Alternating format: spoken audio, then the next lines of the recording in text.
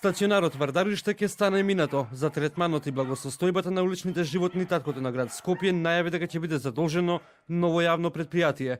Новото предпријатие, како што рече Шлегов, под своја надлежност ќе ги преземе активностите за заловување животни скитници, како и за процедурите за вдомување од страна на заинтересираните граѓани.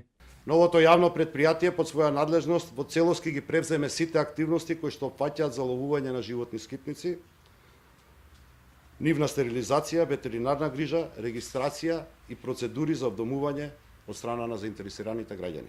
За новиот стационар парите ќе се одвојат од градскиот буџет, а ќе бидат вклучени и граѓански здруженија и активисти. Ова значи дека не постои инстант решение со кое кучињата ќе исчезнат од улиците.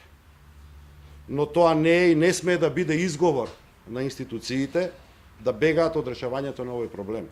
Туку напротив, ова е предизвик за координиран системски пристап кој што ќе се прифати на овој предизвик и ќе го изнајде одржливото решение. Постапката околу формирањето на новото јавно предпријатие, како што рече Шилегов, тече паралелно со процесот на чипирање на домашните миленици со цел истовремено, кога ќе заврши овој процес, да почне да функционира новиот стационар на град Скопје.